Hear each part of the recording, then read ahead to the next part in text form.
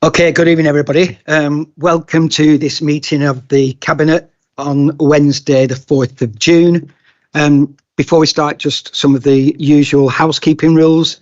There are no planned fire alarms, so if the fire alarm does sound, please leave via the usual emergency exits.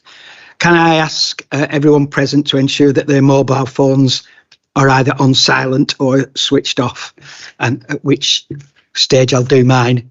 Thank you. We'll start with some introductions and we'll do councillors first, going to my left. I'm Councillor Matthew Tomlinson. I'm the leader of South Ribble Council and the Cabinet Member for Strategy and Reform. Evening, everyone. I'm Aniela Volinsky-Gelder, the Deputy Leader and the Cabinet Member for Communities and Housing.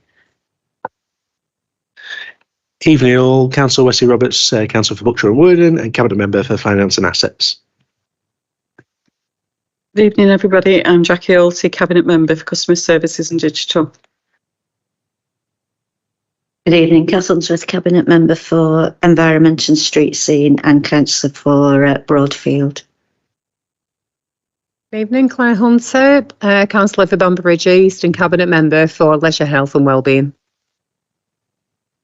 Good evening, Matthew Farnworth, Councillor for Seven Stars Ward and Cabinet Member for Culture and Social Justice. Good evening, Councillor Colin Sharples, Member for Earnshaw Bridge and Cabinet Member for Economic Growth and Planning. Okay, so that's the elected members here. Now we'll start with the officers. Good evening, my name's Tasneem Safdar, Head of Legal and Procurement and Deputy Monitoring Officer. Neil Holden, Director of Finance. Asim Khan, Director of Customer and Digital Services. Hello, hi, I'm Jennifer Mullin. I'm Director of Communities and Leisure. Good evening, I'm Gail Wooden. I'm Director of Planning and Property. Darren Cranshaw, Democratic Services. And I'm Chris Sinnott. I'm the Council's Chief Executive. Thank you, everybody. Can I particularly welcome Councillor Wes Roberts to his first meeting of Cabinet. It isn't his first meeting as a Cabinet member, though. He did a very assured job in front of the Corporate Performance and Scrutiny Committee on Monday night. And I'm sure that fills us with confidence for how he's going to fulfil his role. So welcome, Wes. Members of Cabinet are all here attending in the Civic Centre with officers. Other members of the council are in the room too, and others may dial in via Teams. Please, everybody, just to remind you that tonight's proceedings are being recorded and live streamed on YouTube. The web link for this can be found on the council's website. If there are any members dialing in on Teams, can I remind them to keep their microphone on mute and only unmute when they are asked to speak. So if we move on to the agenda, apologies. There haven't been any apologies. All the Cabinet are here. The normal reminder about declarations of interest. If any member has a pecuniary interest, they will be requested to leave the meeting during that item and then can rejoin following the completion. Does anybody on Cabinet have any interest they wish to raise? No? Okay, so the next item is the minutes of the last meeting of the Cabinet. They're for approval. Anybody want to raise any points of accuracy? No. So am I right to move those, to sign those minutes off? Can I see somebody move those? Seconded. Thank you. I'll take it that I move them then by asking for movement. So I'll sign those off as a correct record.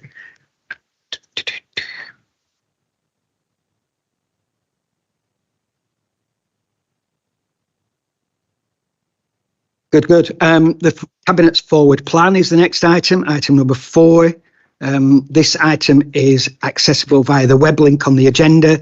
It is a live document that can be updated at any time.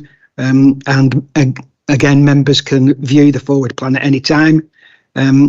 Would anybody like to raise anything on the forward plan? Nope. Okay, well, that's for noting. So we'll move on to item number 5, the performance monitoring report. This went to scrutiny on Monday, and I'm grateful for the scrutiny committee's input on that. I think just speaking to the report itself, I think it's a very pleasing report. It has been slightly tweaked, I beg your pardon, and it looks very different actually now. And that is in response to comments that come from previous scrutiny committees. And I want to congratulate Jackie for her input into that. And I think for me, it's a much more readable and accessible document. And I certainly know that the scrutiny committee agreed. When it comes to the actual performance itself, again, very pleasing, lots to celebrate. Jubilee Gardens, which I believe we get the keys this week to Jubilee Gardens. And I know members have been invited to go and have a look round the show flat, and I hope you've done that or taken the opportunity to book in. And I'm really pleased to say that opportunities for the public to have a look round are now full, and we're looking at putting some more events on for people to look round. But certainly when we had a look round on Monday, lots of people polishing things and cleaning things, which is always a good sign on a new build. So that's really, really positive. But lots of other things done. Again, our neighbourhoods and street scene team doing great work with our parks and playgrounds. I think human nature is you always look for the reds, don't you? When things are green and amber and red, you always look for the red, and we should be open and honest. There were a couple of reds in there that I want to speak to. One was about customer feedback and satisfaction. And I know what we're trying to do is encourage more people to give us feedback and because we're only getting tiny numbers of responses.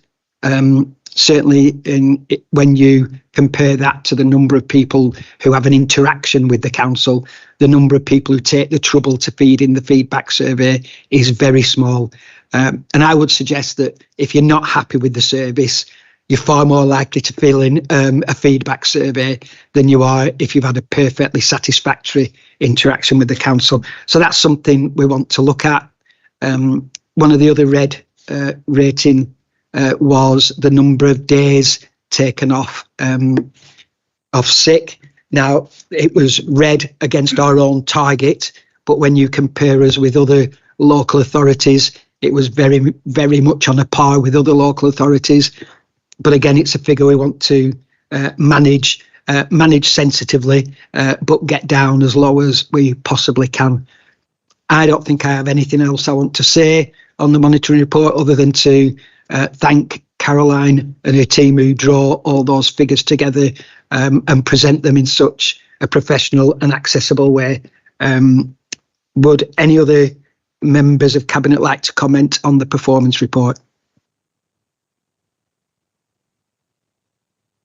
No? Any members in the room?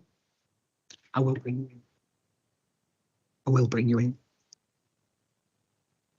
No. Okay, we do have the chair of the Corporate Performance and Budget Scrutiny Committee, Councillor Pillinger. Just to say how grateful we are to the work that's been done on making the report clearer. I've got in front of me the performance trend graph on absence due to sickness, and it's much clearer now than it was for those of us who like pictures, that is, and don't like tables, and it makes it much easier to get the information for many of us. I'm grateful for the work that's been done. Okay, this item is for noting, but just before we move on, I would thank the Scrutiny Committee for their constructive and helpful questions. I always find scrutiny a helpful place to go. And there are some recommendations which are added as an addendum to the report. I don't want to go through them all, but just to reassure members of that committee that those recommendations will be taken on board and a full response will be given. So can we move on now to item 6, which is electoral services print contract. Again, this is my item, a fairly straightforward one, I hope. We do need to have an electoral services contract, print contract. It's gone out to tender, and members can see the report before them. And the recommendation to Cabinet is to agree that we proceed with the procurement by way of an open tender, and then to delegate the final responsibility to myself to award the contract via an exec member decision. So I would ask if there are any questions or comments on this report. No members in the room? Well, we do have someone online, Councillor Walton. I will include you. I'll try and keep an eye on the screen, Councillor Walton. So should you put your hand up, I will bring you in. No. Okay. So we do need a vote on that. So I'll propose that. Seconded. All those in favour? Thank you. Okay, we'll move on to item 7. This is the Youth Engagement Action Plan, and this is with the Deputy Leader, Councillor Aniela Bilinski-Gelder. Thank you, Leader. First of all, I'd like to say thank you and well done to Councillor Emma Stevens, who can't be here this evening due to work commitments. And I think it would have been great if she could have presented it, but unfortunately she can't. But I'd really like to thank her for being tenacious and bringing this excellent report to Cabinet. A Youth Engagement Action Plan is a strategic framework designed to involve young people in meaningful, impactful ways within communities, organisations and decision-making processes. It serves as a blueprint for empowering youth, fostering skills and integrating their voices in areas where they can make a difference. In an era where global challenges demand innovative solutions, recognising the potential of youth engagement is more critical than ever. And this report lays out the value of the Youth Engagement Action Plan and why it's implemented in a transformative step for organisations, communities alike. As the world grapples with unprecedented challenges, this report and the input that Emma has had into it personally, and the way that she's made sure that all the things that were collected from the last youth engagement and brought into this, you can see how it's worked through and how she's added to it as well in terms of adding. So I support and thank Emma again for her presentation this evening and her approach to the work as a lead member for young people. And I'd like to read out the recommendations to Cabinet. To note the progress made in the current Youth Engagement Action Plan, to approve the Youth Engagement Action Plan 25-26 and associated projects identified within it, and to agree the resourcing of the Youth Engagement Action Plan as set out in points 35 and 38, using remaining reserves and noting the future UK SPF contributions. Thank you. Thank you, Aniela. I'm happy to second that. So we move to questions or comments from members of Cabinet. Councillor Farnworth. Thank you, Leader. I just wanted to echo what Councillor Bilinski-Gelder said. I think it's a really good report and shows how we can re-engage with our youth council and engage with younger people in general. But I just want to note that we do, as a council, we do quite a lot of good work with our young people and young people throughout the borough and in the community. So it's not just all about the youth council. We do quite a lot of good work in schools and sort of our active health team, to name a few things. So there's always room for improvement and how we can engage with younger people. But I think, we already do quite a lot of good work. Yeah, I'd echo that. Noted, Councillor Farnworth. Thank you. Anybody else on Cabinet? Colin? Yeah, thank you. I'd like to thank Alex, because I know how much work she puts in with the Youth Council when I was LEFA youth some years ago. And you look at the list of things they've done, it's phenomenal. And they were so enthusiastic. The really sad part is that some of those people can't continue on the Youth Council because they reach an age where they move on. So it's a case of good luck recruiting, and let's see if we can keep it going, because it's fantastic work. Well done. Thank you. Some nice positive comments there. From the floor, Councillor Wharton-Hardman. Thank you. Again, I just want to echo the comments. Thanks to Alex for all the work she does. We've already had some conversations of how, when the fixed council chamber is in place, how we can move forward to engage our communities, engage young people, particularly school councils. And I'm very much looking forward, as Mayor this year, to working with her and the rest of the administration in looking at ways we can work more closely with school councils to not only build our youth council, but also to ensure that their voices are heard in all our policies moving forward. So thank you to Alex for supporting heavily in this report, and I'm really looking forward to the next year ahead. Okay, anybody else from the floor? No, but really positive stuff, and it's nice to hear. So that report has already been proposed and seconded. Members of the Cabinet, can I see all in favour? Thank you very much. So we'll remain with the Deputy Leader, Councillor Aniela Bilinski-Gelder, as we move on to agenda item 8, the response to the report of the Inequalities Scrutiny Task Group. Thank you again, Leader. So you're just going to have to bear with me on this, because this is something that I'm really passionate about, and I'd really like to get the point of this report across to anybody that might be listening. So did you know that the UK has one of the highest levels of income inequality among developed nations, ranking 9th most unequal out of 38 countries? The top 20% of earners receive 36% of the country's income, while the bottom 20% receive only 8%. Did you know the UK wealth disparities are even more extreme? The top 20% own 63% of the country's wealth, whilst the bottom 20% hold only 0.5%. The Labour group in South Ribble feel that inequality is hugely important, and today I invite you to reflect on one of the most pressing issues of our time. It is a subject that shapes the fabric of our societies and contours of our opportunities and the boundaries of our dreams.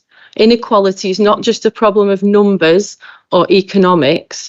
It's a matter of dignity, justice, and shared humanity. I thank the Liberal Democrat group for supporting the work on this report and for supporting future task groups in this area. The report is excellent, and it identifies that inequality looks like through our borough within the remit of our capabilities as local councillors, and gives us actions. I would like to ask the Conservative group, looking at the report and speaking to fellow councillors, even though invited twice onto the task group, why were they not represented here? Is it because they think inequality doesn't impact them individually? Is it because inequality doesn't impact their residents in Farrington, Longton and Moss Side? Or is it because they don't think evidently disgusting levels of inequality described above matter? Adam Smith, the father of modern economics, often associated the free market and the so-called invisible hand, said, "No society can surely be flourishing and happy of which the far greater part of its members are poor and miserable." Looking at these statistics, I'd suggest there's more than enough evidence to take up a place on the task group and voice your opinions. And I find it hugely disappointing to see no support in South Ribble from the Conservative group on an issue which I'll explain is currently impacting our democracy. Inequality impacts all of us every day, and I'll prove it to you. In the spirit level, Wilkinson and Pickett present a compelling case. They say societies with greater inequality are plagued by worse outcomes in almost every domain of life. They show us that in unequal society, rates of mental illness, obesity, crime, substance abuse surge, trust erodes, social cohesion weakens, and the very foundation of community is shaken. Inequality, they argue, is not just a matter of poverty or wealth disparities. It's a toxin that infiltrates the collective psyche, leaving no one, rich or poor, untouched. Just look around and you can see equality is not just a moral imperative, it's a cornerstone of democracy. In deeply unequal societies, power concentrates in the hands of the few, undermining democratic institutions and eroding public trust.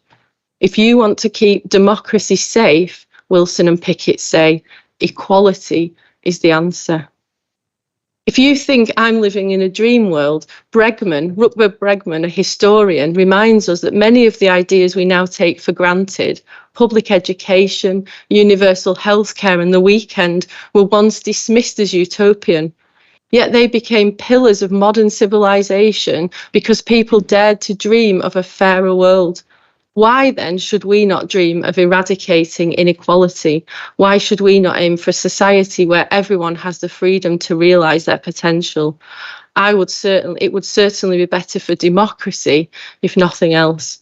So next time Yvette Cooper suggests that we need more police on the beat, or Wes Streeting asks for more money for the NHS, or Bridget Phillipson says we're receiving more money for schools on a merry-go-round of funding at the behest of whichever government is in charge, the answer is actually just, what are we doing to reduce inequality?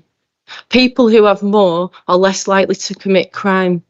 People who are comfortable are less likely to have mental health issues and other health issues. And children who grow up in calm, comfortable households who can afford to feed them achieve better in school, are less likely to commit crime and create antisocial behaviour, and their future prospects increase exponentially, saving the government money in the long term.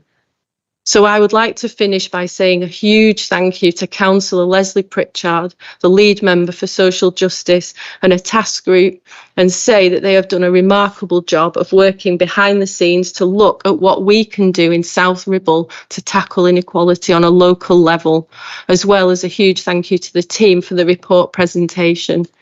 I have agreed to all of the recommendations made in this report and would like to highlight 2 key points. First, that South Ribble is already punching above its weight for a district council of its size in terms of tackling inequality, and I think that's a proud legacy of the last 5 years. And to say that I look forward to continuing the discussion with Councillor Pritchard on the outcomes of Equality Forum. I ask that she please be brave and bold in your pursuit of action on this. I commend this report to Cabinet. The recommendation is that the Cabinet endorses the response included within the report to be received by the Inequalities Scrutiny Task Group. Thank you, Leader. Thank you, Councillor Belinsky-Gills. The powerful stuff. But I want to echo a couple of things that you've said. We know we are a small district council, but that should not influence our ambition on this agenda. We need to be bold and we need to be brave, and we need to say we will do what we can do. I think over the last 5 years, I have noticed visibly inequality getting worse. And you can see it when you walk around Leyland Town Centre. You can see it certainly when you go to Preston. And it's actually visible. You can see the people who are affected the most by inequality in our society. And whatever we can do, we should do. I want to add my thanks to Councillor Pritchard for leading on this work. And can I just say, and I know that the leader of the Conservative group is listening, when I took over as leader of this council, I said I wanted to be collegiate and I wanted to be collaborative, and I'd want to work with anyone and everyone on this council who wants to help us make this a better place. And for no one on the Conservative group to volunteer to go on this task group is enormously disappointing. Enormously disappointing. Now, we don't know whether that was no one volunteered or no one was nominated. We'll never know that. But we want every single one of our task groups to include people from every part of this council, because we need that breadth of experience, and we need different ideas to be fed in if we're going to be really effective. I won't say any more. I'll just leave it at that. Thanks again to Councillor Pritchard. I echo everything that the Deputy Leader just said, and I second her proposal on this report. Members of Cabinet, any comments, contributions? Councillor Farnworth. Thanks, Councillor Tomlinson. Again, just wanted to echo everything that you and Councillor Belinsky-Gelder have said. I think the report is really, really detailed, and I think enormous credit needs to go to the members of the task group and Councillor Pritchard. I know she's worked tirelessly on this in terms of especially with the work she's done and the recommendations. I'd really encourage all members to take a look at the ward profiles that have been created. I think they're really interested and offer some really good insights in terms of for anything from like ambulance sort of response times to drug and alcohol problems. And I think it's really important that we, as members, we look at those and look at the what inequalities we've got throughout the borough and in our individual wards.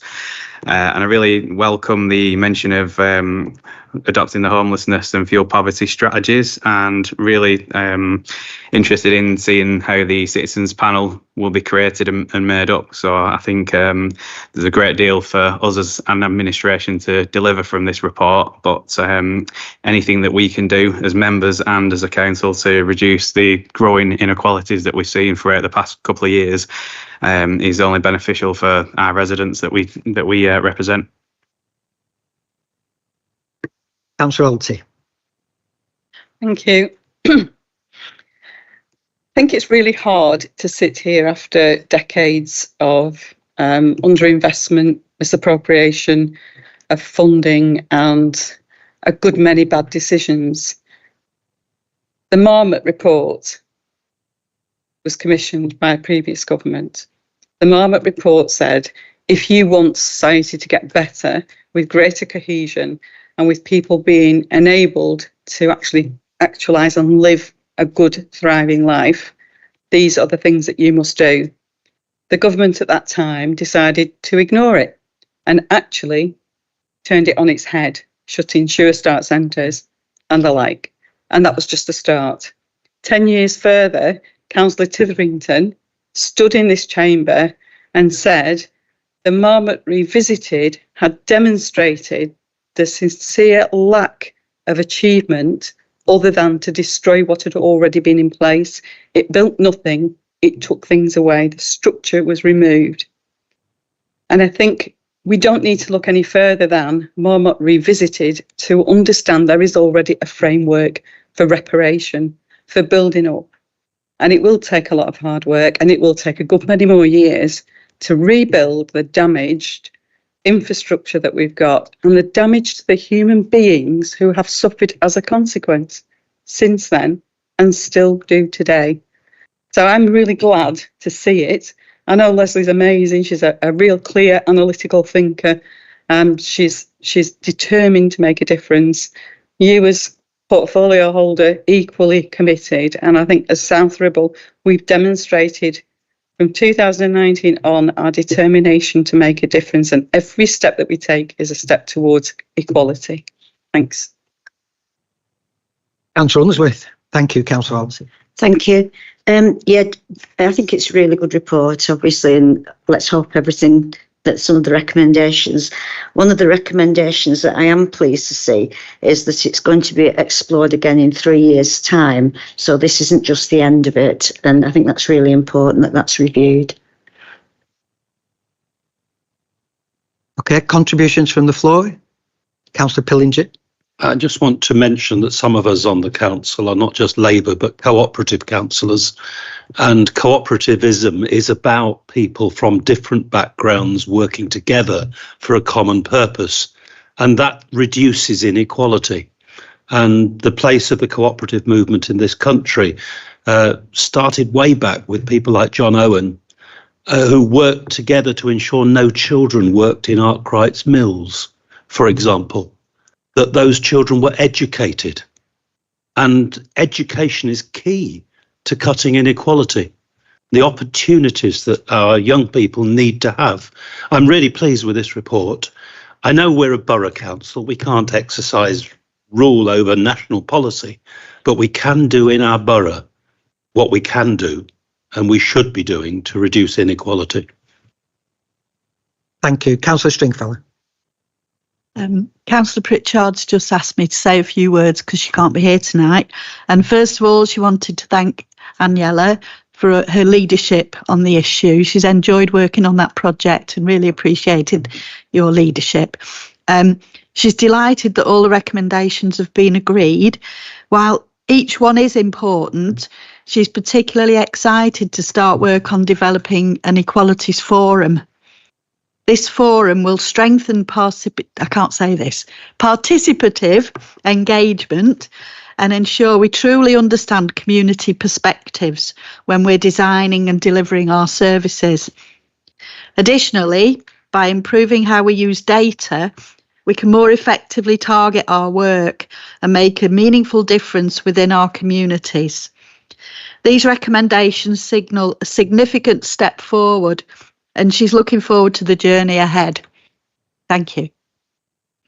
Thank you, and I hope you'll pass our thanks back to Councillor Pritchard as well. There was someone on the back row, but there was a flurry of hands. Councillor Martin. Thank you, Leader. I mean, I was part of the task group, and sort of you go on these groups thinking that it's going to be sort of quite a straightforward thing. We know where we are with stuff and things like that. But the more we sort of looked into it, the more it evolved. It was like a mycelium in a woods. It was all we saw was the mushrooms. We didn't see what was beneath, what we couldn't see, the soil. And similar to that, these groups eventually do talk to each other, and we have to facilitate that. I mean, I personally, I have been homeless. I've been homeless twice. I've lost everything in my past, and it's a very difficult path to climb back up onto the path of sort of like the way forward.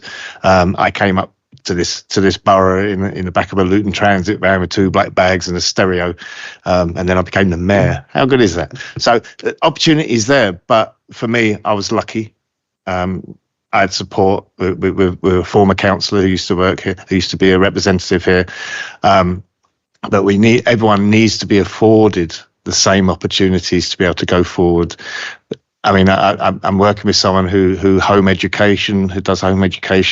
That's an uphill battle, because once you deregister from a school, all sorts of problems come about. The HAF program, we've sorted that out now, but there's all these barriers that are always in the way for people to progress naturally. And we should allow everyone to flourish and blossom in their own way without prejudice.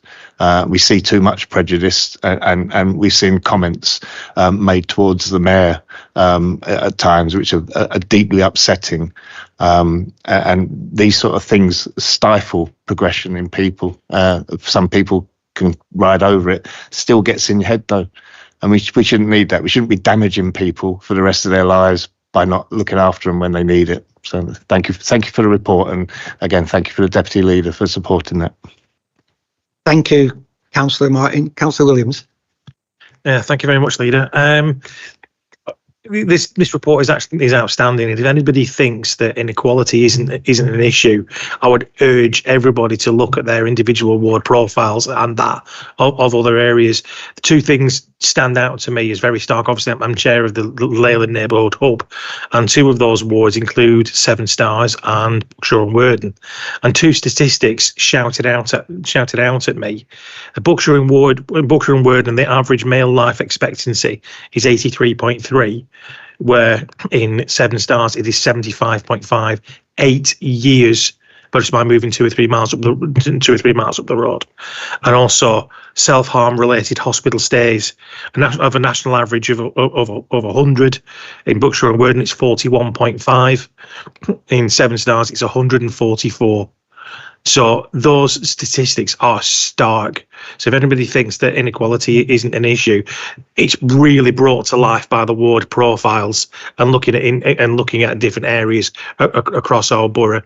And and if we want to look at a benchmark, these are the benchmarks we need to look at to improve these statistics. And I'd like to thank the people that actually produce these as part of this.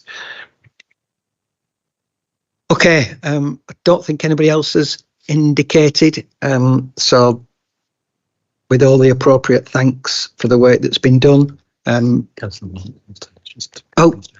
Sorry, Councillor Walton, you've just indicated. Welcome to the meeting. Thank you, everyone, and thank you, Councillor Tomlinson. Just to respond to what has been said about my group tonight, I again thank Councillor Pritchard for and myself having been a member of previous similar task groups, I know the importance of working to reduce inequalities in this borough. We all recognise as members that there are equalities, and we need to work hard to find out what we can do to help everybody. I uphold this report, and I'm glad that it will be revisited soon, as many of the reports previously seem to get lost in the wilderness, if you understand what I mean. And I'm glad that all the recommendations have been accepted, and by working together, we can make a real difference to all our communities and residents of the borough.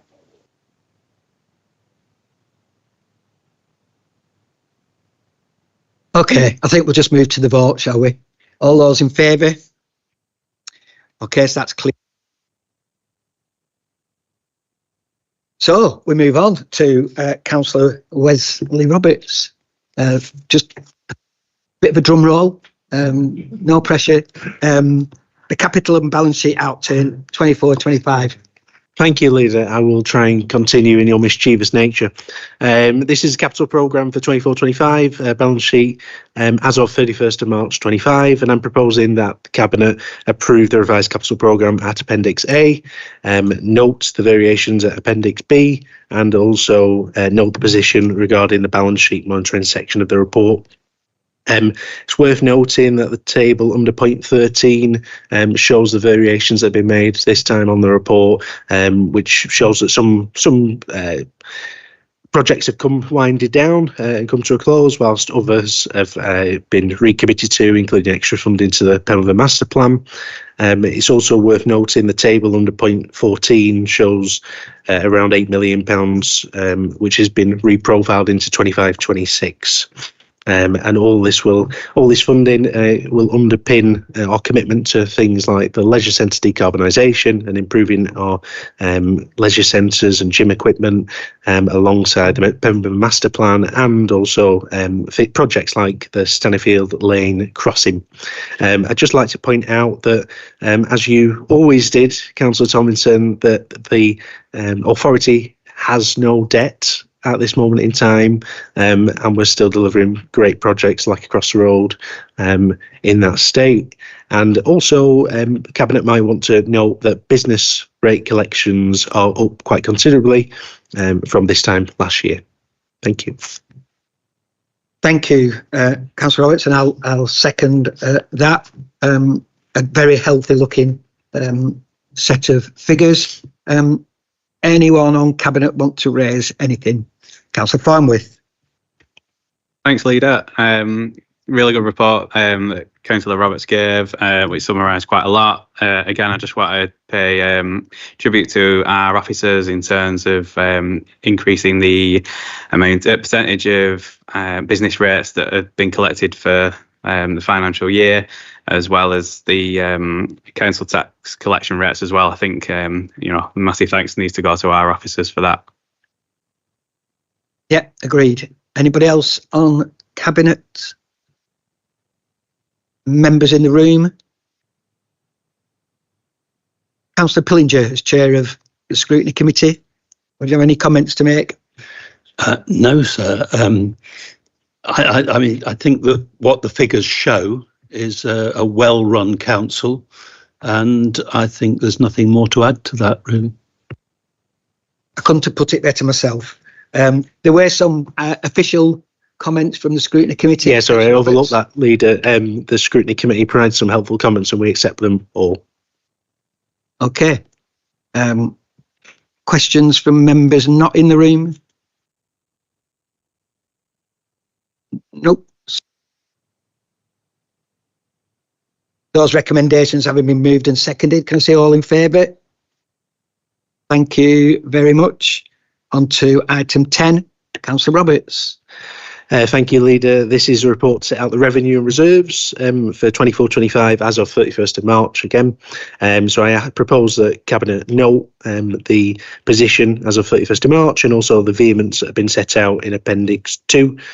It's worth noting that you'll see there is at point 9 there is a 710 underspend across the budget. This is generally due to high stubborn interest rates, which have worked well for us in creating us money. So it's not, and that money will be reallocated to the short life operational assets pot, as well as the transformation and saving programme reserve. Cabinet might want to note that under point 16, we did budget in for a 5% pay rise for staff, but it was a little bit lower than that, so we saved about £180,000. There are directorate overspends and underspends that are detailed in the report. And other than that, where I'll leave it is that we have over £5 million in general reserves, which is a good position compared to other local councils. And we have nearly £14 million earmarked for projects to deliver for our residents across South Ribble. Thank you, Leader. Thank you. So a very healthy end to the last financial year. Questions from Cabinet members? Questions from the floor?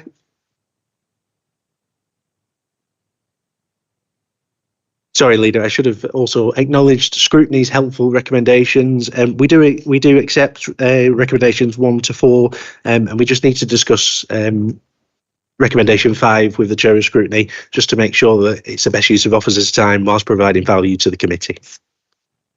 Okay, I'm sure the Chairman of the committee notes that.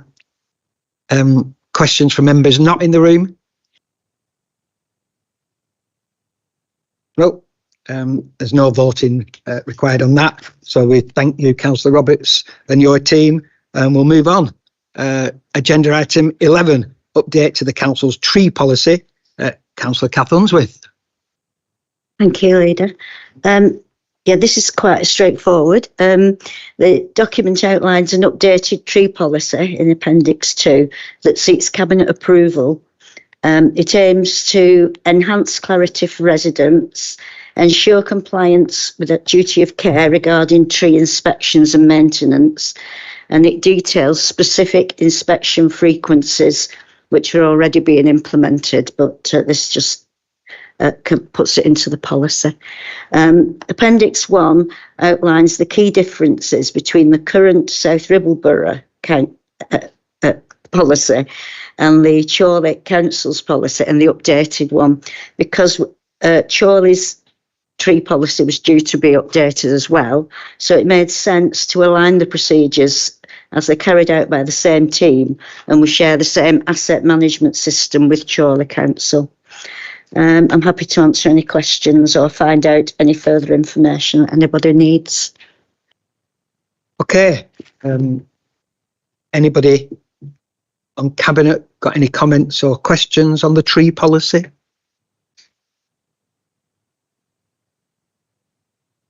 No. Any members in the room? No. Any members online? No, that was easy, wasn't it? Well, I'm happy to second that proposal. We do need a vote, so I'll ask all on Cabinet to approve. Thank you.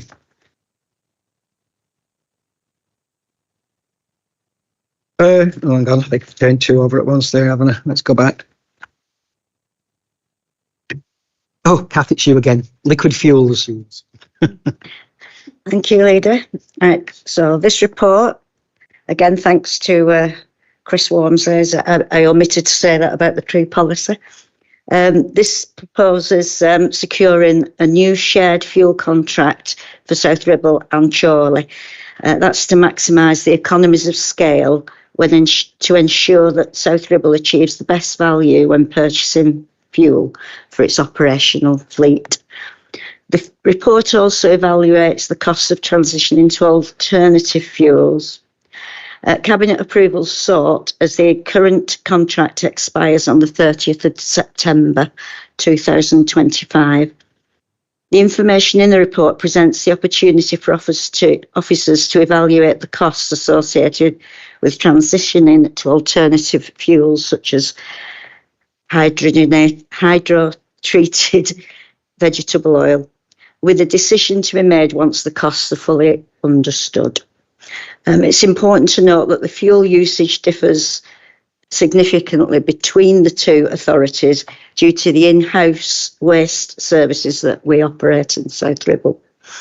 There's a lot of more detail in the report, so if anybody has got any questions, feel free to ask any. Thank you. Okay, I'm happy to second that. Obviously, working so closely with our neighbours brings these opportunities to go out to tender together and achieve savings for our council taxpayer, which is what it's all about. So I'm happy to second that. Any questions from members of Cabinet? Any questions from the floor?